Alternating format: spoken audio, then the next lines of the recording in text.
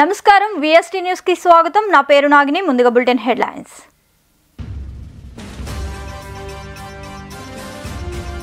ఏపీలో టోటల్ గా 81.6% పోలింగ్. దర్శిలో అధికం, తిరుపతిలో అత్యల్పం.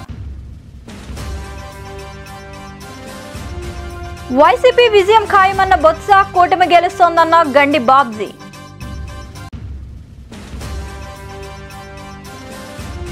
చంద్రగిరి పోలీసుల తీరుపై ఆగ్రహం, పులివర్తి నానిపై దాడిని ఖండించిన సిపిఎం.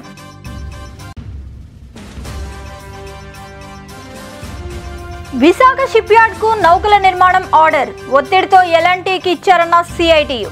ఏపీలో ఇటీవల జరిగిన అసెంబ్లీ, ఎంపీ ఎన్నికల పోలింగ్ వివరాలను సీఈఓ ముఖేష్ కుమార్ మీడియా సమావేశంలో ప్రకటించారు.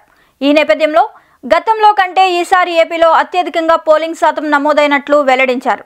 ఈ క్రమంలో 2024లో 81.6% ఓటింగ్ నమోదైనట్లు చెప్పారు. గత ఎన్నికలతో పోలిస్తే ఈసారి 2.9% ఓటింగ్ పెరిగిందన్నారు. ఈ క్రమంలో 2014లో 78.41% పోలింగ్ నమోదు కాగా 2019లో 79.77% రికార్డైనట్లు తెలిపారు.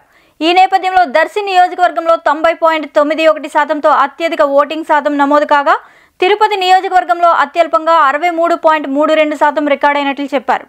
ఇక ఓటింగ్ పూర్తయిన తర్వాత రాష్ట్ర వ్యాప్తంగా 33 ప్రాంతాల్లో ఈవీఎంలను భద్రపరిచామని ఈసీ తెలిపారు. ఈ అంత ప్రాసెస్ అక్కడ రావడం, సీల్ చేయడం, సీల్ చేసిన తర్వాత నెక్స్ట్ డే స్క్రూట్నీ ఉంటుంది. స్క్రూట్నీ అయిన తర్వాత అబ్జర్వర్ విల్ డిసైడ్ దట్ ఇక్కడ రీపోల్ చేయాలా వద్దా. ఈ అంత ప్రాసెస్ పూర్తి అయిన తర్వాత ఫైనల్ డిసిషన్ ఆఫ్ అబ్జర్వర్స్, అంటే ప్రతి కాన్స్టిట్యువెన్సీలో వాళ్ళు మీటింగ్ పెడతారు క్యాండిడేట్స్తో, ఆర్ఓ అండ్ అబ్జర్వర్ మీటింగ్ పెట్టిన తర్వాత they have not recommended any repoll. So observers తరఫు నుంచి ఏం రీపోల్ రికమెండ్ చేయలేదు కాబట్టి అండ్ దెన్ మనము అన్ని మషీన్లు all 25 parliamentary constituency, all 175 assembly constituency అన్నిటినీ మనము స్ట్రాంగ్ రూమ్స్లో భద్రపరిచాం. అంటే we have safely secured and close the strong rooms. మన రాష్ట్రంలో ఈ 33 లొకేషన్స్లో స్ట్రాంగ్ రూమ్స్ ఉన్నాయి టోటల్. బికాజ్ 175 కాన్స్టిట్యువెన్సీ అంటే 175 AC, 175 assembly segment. So 350 strong rooms ఉన్నాయి. So yesterday night we had sealed and we closed it. ఇది సీల్ చేసిన తర్వాత మళ్ళీ ఎంతమంది, because yesterday I told that total number కరెక్ట్గా మీ అందరికీ చెప్పడం జరుగుతుంది. కొద్దిగా డిలే అయింది బికాస్ ఏదో సమ్ టెక్నికల్ ప్రాబ్లమ్స్ వలన మనం పూర్తి అప్డేట్ చేయలేకపోయాను. That went up to the night. So final figure of people, first of all మనకు ఎలెక్టర్స్, టోటల్ ఎలెక్టర్స్ 4,13,33,702. ఈ డీటెయిల్స్ మీకు ఇస్తాం, ఐ హ్యావ్ అందరికీ ఇస్తాము. దాంట్లో 3,33,40,560 పార్లమెంటరీ కాన్స్టిట్యువెన్సీస్ కోసం ఓట్ చేశారు. 3,33,40,560 they voted in all the 25 parliamentary constituencies. Assembly కాన్స్టిట్యువెన్సీస్కి కొద్దిగా డిఫరెన్స్ ఉంది. అక్కడ 3,33,40,333. సో పార్లమెంట్కి 227 ఓట్ ఎక్కువ వచ్చినాయి. సో దట్ ఎనీవే కొంతమంది people have their own choice. So some people might not have voted. ఇది దిస్ కమ్స్ టు అంటే ఓన్లీ ఈవీఎం పోల్ చూస్తే మనకు పోలింగ్ పర్సంటేజ్ ఇస్ 80.6. టీడీపీ ఎన్ని కుయుక్తులు చేసినా ప్రజలు వైఎస్ జగన్ ని పెద్ద ఎత్తున ఆశీర్వదించారని, రాష్ట్ర వ్యాప్తంగా ఫ్యాను గాలి బ్రహ్మాండంగా వీచిందని మంత్రి బొత్స సత్యనారాయణ అన్నారు. రాయలసీమ, కోస్తా, ఉత్తరాంధ్రలో వైఎస్ జగన్ చేసిన సంక్షేమాలు, దాన్నే కొనసాగిస్తానన్న వైఎస్ జగన్ మాటలకు ప్రజలు మద్దతు పలికారని చెప్పారు. విశాఖపట్నంలో వైఎస్ఆర్సీపీ కార్యాలయంలో మంత్రి బొత్స సత్యనారాయణ, ఎంపీ అభ్యర్థి బొత్స ఝాన్సీ విలేకరుల సమావేశం నిర్వహించారు. వాళ్ళందరూ కూడా అందుకే మీరు ఎక్కడ చూసినా బాలులు తిరిగి మహిళలు వచ్చి ఉన్నారు. దాంతోపాటు వృద్ధులు, మాకు ఇంట్లో గౌరవం పెరిగింది, ఊర్లో గౌరవం పెరిగింది, మమ్మల్ని వచ్చి చేతిచ్చి ఆదుకున్నాడు. ఈయన 1వ తరగతి పెన్షన్ అనేది ఆశామాసి ఎప్పుడు మేము జీవితంలో చూడలేదు. పేదరికమైన మా తెలియకంట ఈయన జగన్మోహన్ రెడ్డి ఆదుకున్నాడు, దాన్ని మరిపించాడు. ఈ బాబు 10 కాలాల పాటు ఉండాలా జగన్మోహన్ రెడ్డి గారు, ఉంటేనే న్యాయం జరుగుతుందని వాళ్ళందరూ కూడా పెద్ద ఎత్తున వచ్చారు. తెలుగుదేశం పార్టీ ఎన్నో కుతంత్రాలు పడింది, ఎన్నో కుయుక్తులు చేసింది, ఎన్నో అబద్ధాలు చెప్పింది, ఎన్నో మోసాలు చేసింది. 1 కాదు 2 కాదు. సడన్గా మధ్యలో ల్యాండ్ యాక్ట్ తీసుకొచ్చింది, లేని చట్టాన్ని తీసుకొచ్చి రైతులను మొప్పెడదామని చూస్తుంది. కానీ రైతు ఎక్కడ కూడా శిక్ష సంక్షేమం ఆపడానికి ప్రయత్నం చేసి వాళ్ళని తిరిగి మళ్ళీ మేమే దాంట్లో అకౌంట్లో డబ్బులు లేవని చెప్పి మోసం చేయడానికి ప్రయత్నం చేసింది. అయినా వాస్తవాలు తెలిసరికి నిజాలు తెలుసు, అందుకే చేశారు. అందుకు రాజకీయాల్లో, ప్రజా జీవితాల్లో నిజాయితీ ముఖ్యం, చెప్పింది చేయడం అనేది ముఖ్యం. ఓ బ్రాండ్ మాట తప్పుడు మనం తిప్పరని, అది స్వర్గీయ రాజశేఖర గారికి ఉంది, మళ్ళీ జగన్మోహన్ రెడ్డికి వచ్చింది ఆ వారసత్వం. తెలుగుదేశం పార్టీ అధికారంలోకి రావడం తథ్యమని తెలుగుదేశం పార్టీ పార్లమెంట్ నియోజకవర్గం జిల్లా అధ్యక్షులు గండి బాబ్జీ జోస్యం చెప్పారు. బుధవారం పార్టీ కార్యాలయంలో నిర్వహించిన విలేకరుల సమావేశంలో ఆయన మాట్లాడుతూ, తెలుగుదేశం పార్టీ కూటమిని ఆదరిస్తూ విశాఖ జిల్లాతో పాటు అన్ని జిల్లాల్లో అన్ని వర్గాల ప్రజలు అత్యధికంగా ఓట్లు వేశారని, గెలుపునకు ఒక సంకేతం అన్నారు. వైఎస్ జగన్మోహన్ రెడ్డికి ప్రజలు ఇచ్చిన అవకాశాన్ని అధికార దుర్వినియోగంతో చేసుకోవడంతో అన్ని వర్గాల ప్రజలు విసిగిపోయారన్నారు. ఉత్తరాంధ్ర వనరులు, ఇసుక, మైన్స్, ల్యాండ్స్ పెద్ద ఎత్తున దోపిడీ, అవినీతి జరిగాయని ఆరోపించారు. వైకాపా నేతలు విజయసాయిరెడ్డి, వైవి సుబ్బారెడ్డి, ఎంవివి సత్యనారాయణ, జీవి తదితరులంతా ఈ అవినీతిలో భాగస్వామ్యం ఉందని ఆరోపించారు.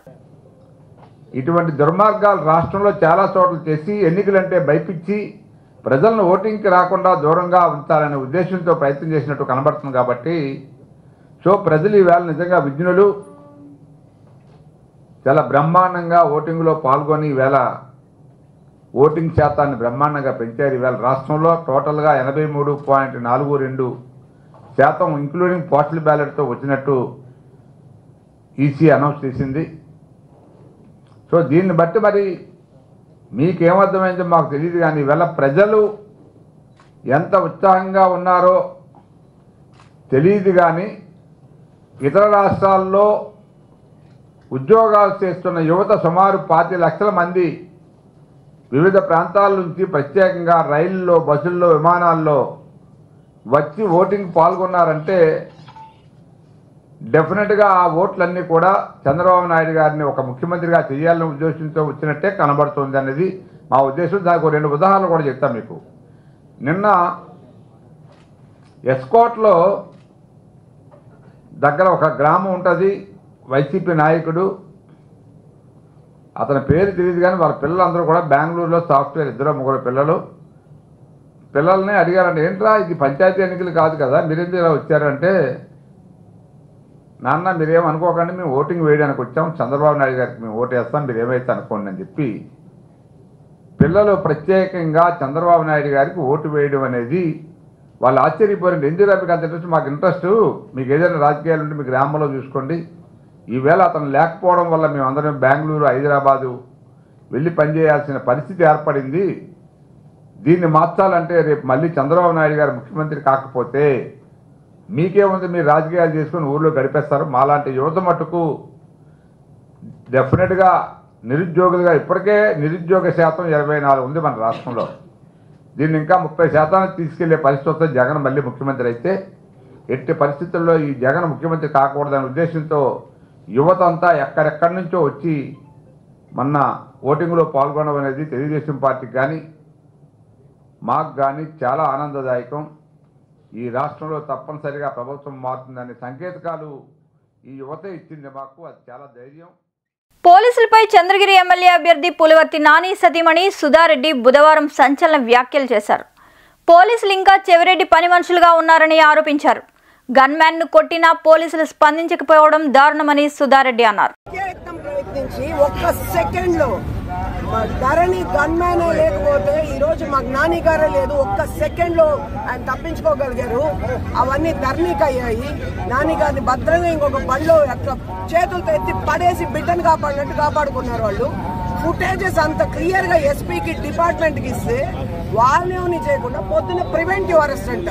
మా వాళ్ళ మీద లాఠీ చార్జ్ చేయడం కాకుండా నిన్న మా వాళ్ళని పొద్దున్న అందరు ఇళ్ళకి వెళ్ళి స్టేషన్ పిలిపించుకొని ఉన్నారు. నాకు అర్థం కాలే, వీళ్ళు ఇంకా జగన్ దగ్గర పనిచేసారు, చెవిరెడ్డి పనోళ్ళలాగే అని ఉన్నారా? నాకేం అర్థం అంటే 4వ తేదీ వరకు మేము గులాంలే అని వాళ్ళు అంటున్నారు. రిజల్ట్ వచ్చినాక మళ్ళీ పోయి కొడతారంట వాళ్ళని. అంతవరకు వాళ్ళ గులాంగా మేము పనిచేయాల్సిందే సిఐ ఎస్ఐలు చెప్పేది. వాళ్ళ 4 తర్వాత రిజల్ట్ వచ్చేసాక ఎట్టా మీరే వస్తారు, అప్పుడు పోయి వాళ్ళ కాళ్ళు ఎరగొడతాము, అంతవరకు మేము వాళ్ళు చెప్పినట్టు చెయ్యాలి అనేసి వాళ్ళని కూడా కొట్టారు. పోలీసులు కూడా వాళ్ళు కూడా మేము ఏం చేయలేము, ఎస్పీ మాకు ఇన్స్ట్రక్షన్స్ ఇవ్వలేదు. ఎస్పీ గారిని అడుగుతా ఉన్నా, డిఐజీ గారిని అడుగుతా ఉన్నా, ఇక్కడ ఏం జరుగుతా ఉంది అసలు? మీ డిపార్ట్మెంట్ ని కొడితే కూడా మీరు రియాక్ట్ కాకపోతే ఇంకెప్పుడు రియాక్ట్ అవుతారు? మమ్మల్ని మేము కాపాడుకుంటాము, మిమ్మల్ని కూడా మీరు కాపాడుకునే స్థితిలో లేరు. మమ్మల్ని కాపాడాల్సిన మిమ్మల్ని కొట్టి చంపుతూ ఉంటారు. ఒక గన్మ్యాన్ ని కొట్టారు, ఒక సిఐని కొట్టారు. వాళ్ళని వదిలేసి మా వాళ్ళని తెచ్చి స్టేషన్ లో పెడితే సిగ్గుపడాలా? మిమ్మల్ని కొడితే కూడా మేమే చూసుకుంటాం, హాస్పిటల్ మేమే ఎత్తుకొని పోతాం. ఇంకా ఖచ్చితంగా చెప్తున్నారు 4వ తేదీ వరకు గులాములుగా పనిచేస్తారంట చెవిరెడ్డికి. వేరే దారి లేదు మేడం, 4 తర్వాత చెవిరెడ్డిని కొడతామని అంటా ఉన్నారు వాళ్ళు. సో వాళ్ళ ఇష్టం ఏమో చేసుకొని మా వాళ్ళని స్టేషన్ తెచ్చారు. ఏమంటే ప్రివెంటివ్ అరెస్ట్ అంట. మొత్తం నిన్న చేసిన వాళ్ళతే మళ్ళీ మేము పోతామని చెప్తున్నాం. అంతవరకు కూర్చుంటామని నిరసన తెలియజేసే తప్ప వేరే దారి లేదు. ఖచ్చితంగా ఇక్కడే ఉంటాం.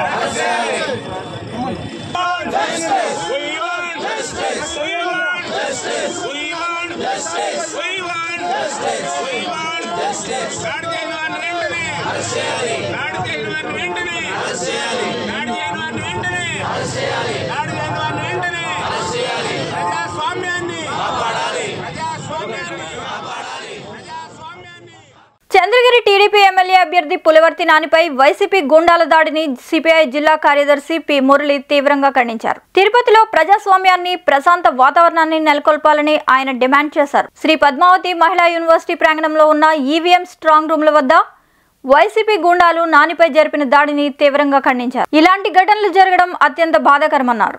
పెట్రోల్ డీజిల్ ఏదైనా పోసి కాల్ చేస్తే పరిస్థితి ఏంటో ఒకరు అర్థం చేసుకోవాల్సిన అవసరం ఉంది. అదేవిధంగా ఎంట్రన్స్లో మహిళా యూనివర్సిటీ లోపల పోయేటప్పుడు ఎవరు వస్తున్నారు, ఎవరు పోతున్నారు, అక్కడ సెక్యూరిటీ లేదు. ఇంత పెద్ద ఎలక్షన్ జరిపి ఎలక్షన్కి సంబంధించినటువంటి బందోబస్తు ఇవ్వడంలో పూర్తిగా ఎన్నికల అధికారులు పూర్తిగా వైఫల్యం చెందారు. ఈరోజు నాని గారు అక్కడికి వచ్చి ఈవీఎంలు పరిశీలించడానికి అక్కడికి వచ్చిన తర్వాత నాని పైన ఆ రెడ్ కార్లో తీసుకొచ్చి బీర్ బాటిల్స్, గొడ్డళ్ళు, అదేవిధంగా కర్రలు, అక్కడ నానికి సంబంధించినటువంటి ఎమ్మెల్యే క్యాండిడేటు, అదేవిధంగా అక్కడ మనకు సంబంధించినటువంటి సెక్యూరిటీ గార్డు ఆ గొడ్డలు పట్టుకుంటే కూడా అతని పైన తీవ్రమైనటువంటి దాడి చేయడం, సెక్యూరిటీ గార్డుని తీవ్రంగా కొట్టడం, కన్ను మీద కొట్టడం, అదేవిధంగా కొట్టడం విజువల్స్ అంతా కూడా చూసాం. ఇది సిపిఐ పార్టీగా తీవ్రంగా ఖండిస్తూ ఉన్నాం. ప్రజాస్వామ్యంలో ఎన్నికలు జరుగుతూ ఉంటాయి. ఇలాంటి సంఘటన ఎప్పుడూ చరిత్రలో తిరుపతి జిల్లాలో మరింత పుణ్యక్షేత్రం. ఇది పుణ్యక్షేత్రంలో రోజుకు 70,000 మంది పైబడి యాత్రికులు ఇక్కడికి వస్తూ ఉంటారు. కాబట్టి ఇలాంటి సంఘటన వాతావరణం యాత్రికులు కూడా పంపిస్తే దేశమంతా సిగ్గుపడుతుంది. ఇవాళ తిరుపతి చంద్రగిరి నియోజకవర్గంలో జరిగినటువంటి సంఘటన పైన అక్కడ ఎవరెవరైతే బాధ్యులు ఉన్నారో వాళ్ళందరిపైన నాన్ బెయిలబుల్ కేసులు కట్టాలి. ఈరోజు వాస్తవంగా పులివర్తి నానిని చంపడానికే ప్రయత్నం చేసినటువంటి వాతావరణం మనకు కనిపిస్తూ ఉంది. విజువల్స్ చూసిన తర్వాత సంఘటన జరిగినటువంటి 2 గంటల తర్వాత 2 గంటలకు కూడా 2 గంటల సేపు అక్కడ పోలీసు కానీ ఎవరు కానీ లేకుండా పోవడం ఇది చాలా తీవ్రంగా సిపిఐగా ఖండిస్తూ ఉన్నాం. ఈ సంఘటన మరొకసారి జరగకుండా అక్కడ సంబంధించినటువంటి ఎలక్షన్ అయిపోయిన మరుసదినం ఏంటంటే రేపు కౌంటింగ్ రోజు ఏ పరిస్థితిలో ఉంటుందో అర్థం చేసుకోవాలి. కౌంటింగ్ కూడా ఇలాంటి పునరుద్ధరణ కాకుండా ఇలాంటి సంఘటనలు జరగకుండా చూసుకోవాల్సినటువంటి బాధ్యత ఎంతైనా అధికారులపైన ఉంది. కాబట్టి పులివర్తి నాని పైన చేసినటువంటి దాడిని సిపిఐ జిల్లా సమితి తీవ్రంగా ఖండిస్తూ ఉంది. తక్షణమే వాళ్ళపైన నాన్ బెయిల్ కేసు పెట్టాలా. అక్కడ ఎవరైతే స్ట్రాంగ్ రూమ్కు సంబంధించినటువంటి బందోబస్తు ఉన్నారో దానికి సంబంధించిన అధికారులపైన కూడా చర్యలు తీసుకోవాలని చెప్పేసి సిపిఐగా డిమాండ్ చేస్తూ ఉన్నాం. చిత్తూరు జిల్లా గంగాధర నెల్లూరు నియోజకవర్గం ఎస్ఆర్పురం మండలం పుల్లూరు దళితులపై దాడి చేసిన టీడీపీ జనసేన నాయకులను వెంటనే శిక్షించాలని జీడీ నెల్లూరు వైసీపీ అభ్యర్థి కృపాలక్ష్మి డిమాండ్ చేశారు. ఎస్ఆర్పురంలో ఆమె మీడియాతో మాట్లాడుతూ ఓటమి భయంతో కూటమి నాయకులు సోమవారం రాత్రి దాడులు చేశారని అన్నారు. దళితులకు అండగా ఉంటామని చెప్పారు. ఇద్దరు కలిసి బాధితులను పరామర్శించారు. ఒక ఆడపిల్లలు ఆడవాళ్ళు ఉన్నారు. ఒక ఊరినే ఇంత ధ్వంసం చేసి ఇంత అరాచకాలు చేస్తున్న తెలుగుదేశం పార్టీ కానివ్వండి, జనసేన పార్టీ కానివ్వండి, ఇది ఏమి మన ప్రజాస్వామ్యం అనుకున్న ప్రజారాజ్యంలో ఉండే మనం ఉన్నామా లేకపోతే మనం ఎక్కడున్నామో నాకు అర్థం కాలేదు. రౌడీయిజం కోసమే వాళ్ళు ఉన్నారు. రౌడీలను తీసుకురావడము, ప్రజలపైన ఇలా చేయడము, దీనికన్నీ మేము తప్పకుండా కఠిన చర్యలు తీసుకుంటాము. ఎవరైతే రెస్పాండ్ కాలేదో వెంటనే వీళ్ళు ఎవరికైతే ఇన్ఫార్మ్ చేశారో పోలీస్ స్టేషన్ లో ఉండే వాళ్ళపైన కూడా సార్ వాళ్ళు ఎవరైతే వచ్చి వెంటనే వీళ్ళకి యాక్షన్ తీసుకోలేదో వాళ్ళపైన కూడా మేము యాక్షన్ తీసుకుంటాము. హైకమాండ్ తో చెప్పి మేము తప్పకుండా ఆడవాళ్ళకి న్యాయం చేస్తాము. వీళ్ళకి ఏమి అన్యాయం జరగకుండా ముందున్న అన్ని చేస్తానని మనస్ఫూర్తిగా చెప్తున్నాను. పులివెందుల నియోజకవర్గంలో స్వేచ్ఛాయుత వాతావరణంలో ప్రశాంతంగా పోలింగ్ కు సహకరించిన ప్రతి ఒక్కరికి ఓటు హక్కు వినియోగించుకున్న ఓటర్లకు ఎన్డీఏ కూటమి ఎమ్మెల్యే అభ్యర్థి బీటెక్ రవి ధన్యవాదాలు తెలిపారు. ఆయన పులివెందుల్లో మాట్లాడుతూ ఉద్యోగులు నిరుద్యోగులు తమకు స్వచ్ఛందంగా ఓటు వేస్తున్నట్లు మద్దతు వచ్చిందన్నారు. ఏంటంటే జగన్మోహన్ రెడ్డి గారు ఓటైన వచ్చి అప్పుడే అర్ధాంతరంగా 9 గంటలకు 9:30కి వెళ్ళిపోవడం కూడా అది కూడా పులివెందుల ప్రజల్లో తీవ్ర అసహనానికి కూడా గురి చేసింది. అంటే మేము ఇతన్ని ఓట్లు వేసి ముఖ్యమంత్రిగా గెలిపిస్తే కనీసం పోలింగ్ రోజు కూడా మాకేమన్నా ఇబ్బందులు ఉంటాయా కష్టాలు ఉంటాయని ఆయన ఇంట్లో ఉంటే ధైర్యంగా ఉంటాం కదా. అంటే మా ఓటు నేను ఇంట్లో ఉన్నా వేస్తాను లేకుండా వేస్తాను అనే ఆలోచనతో అందరినీ మమ్మల్ని గాలికి వదిలేసిపోయినాడు అనే ఫీలింగ్ కూడా వచ్చి పులివెందుల ప్రజల ఓటర్లలో వచ్చినట్లు మాకు వచ్చేసి స్పష్టంగా కూడా వచ్చేసి కనపడింది. ఇంకా లాస్ట్ మూమెంట్లో జనరల్గా పులివెందులలో ఎప్పుడు కూడా 3 గంటల తర్వాత దొంగ ఓట్లు వేసేదానికి కానీ తర్వాత మా ఏజెంట్లను ప్రలోభ పెట్టేదానికి ఈ కార్యక్రమం అంతా గతంలో జరుగుతూ ఉంటుంది. ఆ జరిగే టైంలో అందరూ కూడా బూతుల దగ్గర వచ్చేసి గ్యాదరింగ్ అవడం, అంటే గుంపులుగా ఉండడము, బయట నుంచి ఇట్లా పెట్టడం జరిగింది. పోలీస్ వ్యవస్థ కొంచెం బాగా కంట్రోల్ కానీ చేసిందంటే అలాంటి గుంపులు కావడము, చిన్న డిస్టర్బెన్స్ కూడా లేకుండా ఉండేది. పోలీసులు ఇప్పటికీ జగన్మోహన్ రెడ్డి వచ్చేసి ముఖ్యమంత్రిగా ఉంటాడేమో అనే ఫీలింగ్తో పనిచేయడం అసలు, ఎందుకంటే పోలీస్ వ్యవస్థ కన్నా బాగా పనిచేసింటే ఇంకా మేము బాగా సక్సెస్ అయ్యేవాళ్ళం. ఏమంటే మా కార్యకర్తలు మా ఏజెంట్లు చాలా నిజాయితీగా పనిచేసి ఈరోజు ప్రజాస్వామ్యాన్ని కాపాడడం జరిగింది. పోలీస్ వ్యవస్థ గన నిస్వార్థంగా గన పనిచేసి ఉంటే మమ్మల్ని చాలా, అంటే మా ఏజెంట్లను కానీ వాళ్ళను ప్రలోభ పెడతా అంటే చూస్తూ కూడా గమనం ఉండడం, వాళ్ళు గుంపులు అయితే అంటే కూడా ఏం యాక్షన్ తీసుకోకుండా ఉండడం అనేది మేము దీన్ని తీవ్రంగా కూడా పరిగణిస్తూ ఉన్నాం. ఇంకో జమ్మలమడుగులో ఎమ్మెల్యే సుధీర్ రెడ్డిపై దాడి చేసిన నిందితుడిని పోలీసులు అరెస్ట్ చేశారు. డీఎస్పీ యశ్వంత్ తెలిపిన వివరాల ప్రకారం పట్టుబడ్డ నిందితుడు గోరిగనూరుకు చెందిన గోన కృష్ణారెడ్డిగా గుర్తించామని, ఇతనిపై క్రైమ్ నంబర్ 447-323-224-506-307 కింద కేసు నమోదు చేసి రిమాండ్కు తరలించామన్నారు. ఇదే వ్యక్తి 2019లో ఎమ్మెల్యేపై దాడి చేసినట్లు తెలిపారు. ఆల్రెడీ 2014లో కూడా జనరల్ ఎలక్షన్లో ఇలాగే గోరిగనూరు గ్రామంలో ఎమ్మెల్యే అభ్యర్థి వచ్చినప్పుడు అతను కూడా అడ్డుకున్న కేసు కూడా ఇతని మీద ఆల్రెడీ ఉంది. ఇతను ఈరోజు కేసు నమోదు చేసిన 24 గంటలని అరెస్ట్ చేయడం జరిగింది. ఈ కేసులో మిగతా ముద్దాలు ఎవరైతే ఉన్నారో వారిని టెక్నికల్ ఎవిడెన్స్ ఆధారంగా వారిని కూడా అరెస్ట్ చేసి జైలుకి పంపడం జరుగుతుంది. మాకు వచ్చిన కంప్లైంట్ మీద ఫస్ట్ కేసు కట్టాము. ఫర్దర్గా వేరే పార్టీ వాళ్ళు కూడా కంప్లైంట్ ఇస్తే ఖచ్చితంగా రిలవెంట్ సెక్షన్స్ మీద అది కూడా బుక్ చేస్తాం. ఆల్రెడీ ఈరోజు మన దీనికి సంబంధించి పోలీస్ పికెట్స్ ప్రతి ఒక్కరి దగ్గర ఎస్టాబ్లిష్ చేయడం జరిగింది. కేంద్ర ప్రభుత్వం రక్షణ రంగానికి అవసరమైన 5 ఫ్లీట్ సపోర్ట్ నౌకలను సుమారు 20,000 కోట్ల రూపాయలతో నిర్మించడానికి విశాఖలో హిందుస్థాన్ షిప్ యార్డ్కు ఆర్డర్ ఇచ్చింది. కానీ హిందుస్థాన్ షిప్ యార్డ్ యాజమాన్యం ఇందులో 2 ప్లేట్ సపోర్ట్ నౌకల నిర్మాణం రాజకీయ ఒత్తిడితో ఎల్ఎన్టీకి ఇవ్వడాన్ని సిఐటియు తీవ్రంగా ఖండించింది. ఈ చర్యలను తక్షణమే ఉపసంహరించుకోవాలని సిఐటియు డిమాండ్ చేస్తుందని సిఐటియు రాష్ట్ర ప్రధాన కార్యదర్శి సిహెచ్ నరసింహరావు తెలిపారు. ఫ్లీట్ సపోర్టింగ్ షిప్పుల్ని ఖచ్చితంగా షిప్ యార్డ్లో నిర్మాణం చేయాలి. అది కాకుండా ప్రైవేటు వాడికి ఇస్తే షిప్ యార్డ్ భవిష్యత్తు అనేటువంటి తీవ్రంగా దెబ్బతింటుంది. దీనికి వచ్చినటువంటి ఆర్డర్లు పేరుకే తప్ప వాటిని అన్నింటినీ ప్రైవేటు వాడికి అప్పచెప్పడం వల్ల షిప్ యార్డ్ తీవ్రంగా నష్టపోతుంది. అందుకని 5 షిప్ ఆర్డర్లను కూడా ఇక్కడే నిర్మాణం చేయాలని చెప్పి సిఐటి డిమాండ్ చేస్తుంది. Gangavaram port Visakha steel plant కోసం నిర్మించినటువంటి పోర్ట్ అది. దానికోసమే స్థల సేకరణ కానీ స్టీల్ ప్లాంట్కి భారతదేశంలో ఒకే స్టీల్ ప్లాంట్ సముద్ర తీరం ఉన్నది, అది మన విశాఖపట్నం. కానీ అవకాశం మనకు లేకుండా ప్రైవేటు వాళ్ళకి కేంద్ర ప్రభుత్వం ఆనాటి రాష్ట్ర ప్రభుత్వాలు అప్పగించాయి. దుర్మార్గం. అందువల్ల ఈరోజు అదానికి అప్పగించడం వల్ల స్టీల్ ప్లాంట్ ఈరోజు కష్టాల్లోకి నెట్టబడతా ఉంది. ఈరోజు అదానీ పోర్టు గత 25 రోజుల నుంచి గత నెల 10వ తేదీ నుంచి సమ్మెలోకి అక్కడ స్తంభించి పనులన్నీ కూడా ఆగిపోయినాయి. దీనికి కారణం యాజమాన్యం యొక్క వైఖరి. అక్కడ ఉద్యోగులకు అతి తక్కువ జీతాలు ఇవ్వడం, అతి ఎక్కువ పని చేయించుకోవడం, పని గంటలు అనేటువంటి నిర్దేశించకపోవడం, ఆ విధంగా ఈరోజు దుర్మార్గమైనటువంటి పద్ధతులు అదానీ యాజమాన్యం వ్యవహరిస్తాం. దీనికి హైకోర్టు జోక్యం చేసుకొని ఈ నెల 3వ తేదీన యూనియన్లతో చర్చలు జరిపి సమస్యలను సామరస్యంగా తక్షణం పరిష్కరించాలి. అట్లాగే స్టీల్ ప్లాంట్కి దీనివల్ల ముడి సరుకు సరఫరా కాకుండా కోకింగ్ కోల్ ఆగిపోయింది కాబట్టి దీనివల్ల స్టీల్ ప్లాంట్ ప్రమాదంలో పడింది. స్టీల్ ప్లాంట్ బ్యాటరీలు దెబ్బతింటా ఉన్నాయి. అందుకని బ్యాటరీల యొక్క హీట్స్ తగ్గించుకోవడం అనేటువంటి జరిగింది. రోజువారీ 400 పైగా.